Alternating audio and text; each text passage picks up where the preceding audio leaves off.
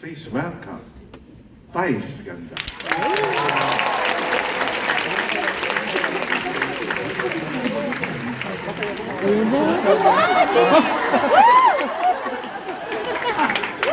Si Vice po ito, baka akala nyo Bini. Mr. C, congratulations po. Oh my God. Happy anniversary and happy birthday. Maraming salamat for gracing us, Your Highness. Ito na po yung regalo ko sa inyo. Ito na po yung pinaka-discreet na ribbon at outfit na madadala ko for tonight's event. Happy birthday po. Maraming salamat. Alam mo, Vice, hindi ko akalain. Tatanggapin mo yung ganitong klase. Hindi ko rin ho akalain na isasama niyo ako dito. Hanggang ngayon ho, nagtataka pa rin ako kung ba't ako nandito. Pwede naman, parang feeling ko dapat nanonood lang ako. Pero masayang-masaya ho ako na minsan-minsan nagkakamali kayo sa mga desisyon. Pero masaya ho ako naririto. Alam niyo ho ba, nag-away pa kami ng nanay ko kanina. Kasi Mother's Day ngayon. Sabi niya, hindi pa tayo lalabas. Sabi ko, concert ni Mr. C. Sabi niya, ano ka ba naman Mother's Day? Pinagpalit mo ko sa lalaki. Sabi ko, Nay, matanda na yun si Mr. C. Sabi ko, kahit na pa. Sabi ko, Mom, I don't eat century eggs.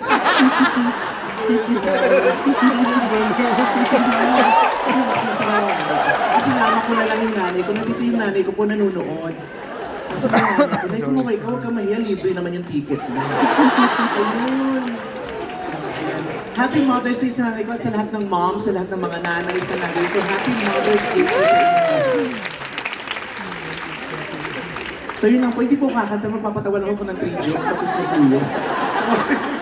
Kakanta ka? Kakanta po ba talaga tayo? Maganda, ikaw pumili ng kanta. Nahihiya. Kasi yun na po yung pinakakaya ko sa lahat ng kanta. Hindi ah. Opo, pero maraming salamat. Ayoko sabihin sa kanila na na-shock ako nung narinig kita. Ayoko na rin i-explain kung ano yun. Kailangan marinig. Ayoko rin pong sabihin sa inyo na hindi po ako yun. May ghost singer po ako ng araw na po. Hahanapin. So, itutuloy po ba talaga natin ito? Tingnan nyo, parang nagulat yung mga tao nung dumating ako kasi kanina seryoso sila. Nasa likod nga ako, sabi ko, prayer meeting ba yung nagaganap ko sa pero ngayon na iba na, so itatry ko kong awitin ang napakaganda ninyong awitin. Hiyang-hiya ho ako talaga kasi syempre, ito ay isang masterpiece na gawa ng isang maestro, Mr. C, Mr. Ryan Cayabyab. So sa abot ng aking makakaya ay pipilitin ko mabigyan ng hustisya ang awitin ito. So please pray for me. Naipakilabas na yung rosaryo, ngayon ko kailangan ng panalangin mo. Ladies and gentlemen, Vice Ganda!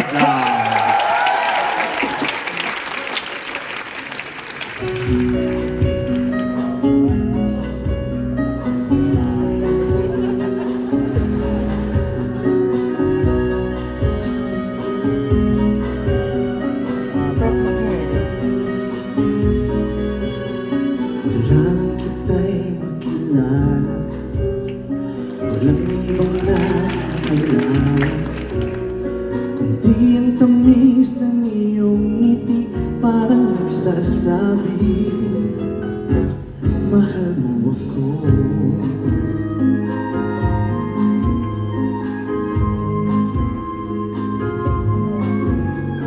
Ibang-iba ka aking giliw sa lahat ng nakilala. Walang ibang naghahati ng sigla tulad mo, sinta. Wala kang katulad, wala nang hihigit pa sa iyo. Wala kang kaparis, wala nang gaganda pa sa iyo. Hindi ka may hahambing kahit kanino pa, labis ang iyong ganda. Wala kang katulad at mahal kita.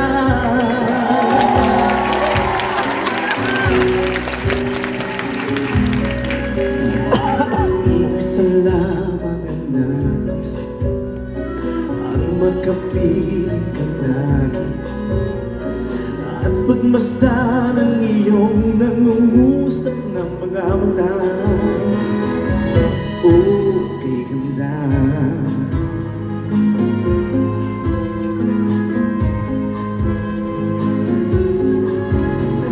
Lagi akong umaasa habang buhay tayo'y magsasama. Huwag kang mabahala sa piling ko ay liligaya ka. Wala kang katulad, wala nang hihigit pa sa iyo. Wala kang kaparis, wala nang gaganda pa sa iyo. Hindi ka may hanapin, kahit kanino pa, labis ang iyong ganda. Wala kang katulad at mahal na. Isa lamang sa aking buhay, nagpadama ng ganito.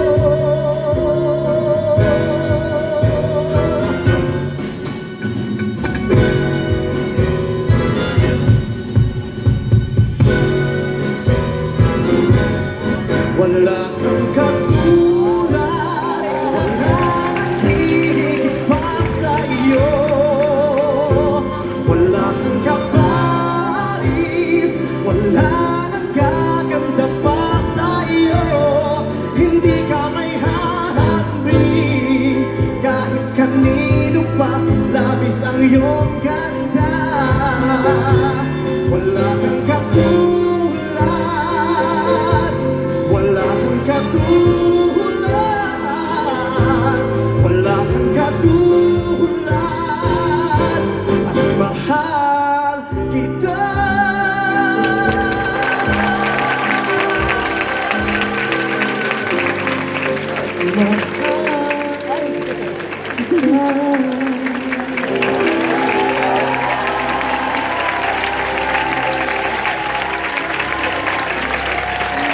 Wala kang matunahan pa ganda.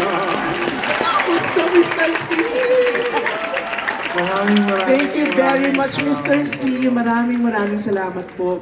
At sa inyo pong lahat, oh my God, Philippine Philharmonic Orchestra. Diyos ko, dati-dati mga adik lang ho sa kalsadang nagigitara sa akin kung kumakanta ako pag fiesta. Pero ngayon PPO, tas Mr. C, maraming salamat po. So, hindi ko ito makakalimutan. Alam mo, hindi mo alam kung gaano mo nilight up yung buong audience. Maraming salamat po. Kung ngayon ako nakatin ng ganitong event, o kasi mga puro jeje mo lang po yung mga event na pinupuntahan ko. Pero, just ko tingnan mo po, Gen senior citizens, mga mga Vicente, mayayaman, mababait, mga nagbabasa ng Biblia, nagsisimba tuwing linggo. First time ko magkaroon ng ganitong audience, maraming salamat. Maraming salamat po. Kasi ang mga pinakamatitino ko ng audience, yung mga kalalabas na ng rehab, maliban doon.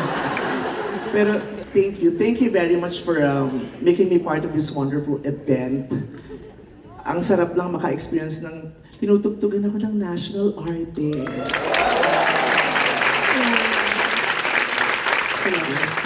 Mas malaki ang pasasalamat namin dahil dumalo ka sa event na to. Hindi mo alam ang ibig sabihin ng 70 dahil ang tagal-tagal mo pa bago mag-70. Ang layo mo pa. 56 ka na ba? Ay, nakakulo kayo. Magaling kayo pero matabi lang bibig niyo, Mr. C. Hindi, pero malaking bahagi po kayo ng buhay ko, Mr. C. Ang musika po ninyo ay kinalakihan ko nung in-interview ako, sabi ko, isa sa mga pinakagusto kong kanta mo yung Nahan Ka.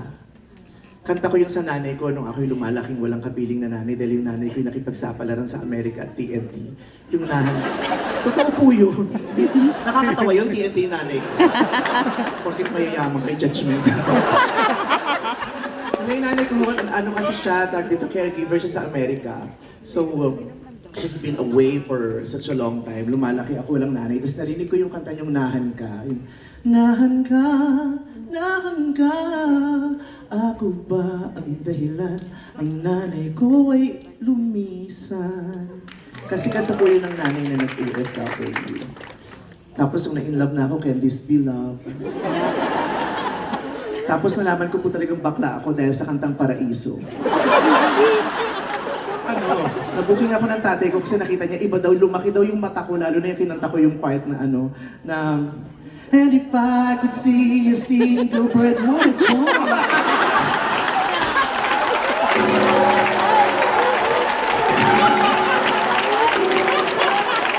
So, doon ko na oh my God, bakla ako. Iba yung ibig sabihin sa akin ng kanta. Aalis na ho ako, baka mag-iba pa yung tema ng programa. Thank you very much, I love you!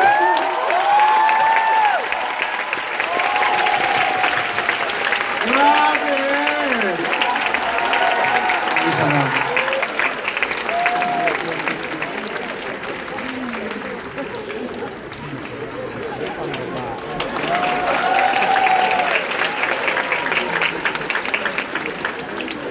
Ang bilis niya. Sa totoo lang, ini-scan ko yung lyrics ng Paraiso. Saan to? Saan to? Saan to? Ini-scan ko talaga sa isip ko. And if I could see a single bird, what a joy! Sino makakaisip nun? Lyrics ko yun! Siyempre hindi naman gano'n ang isip ko. Grabe! Grabe yung ticket nyo ha, 3 concerts.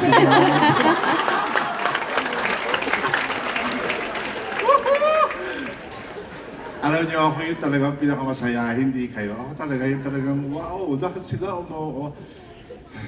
The next performer, actually surprise guest ito dahil wala siya sa program.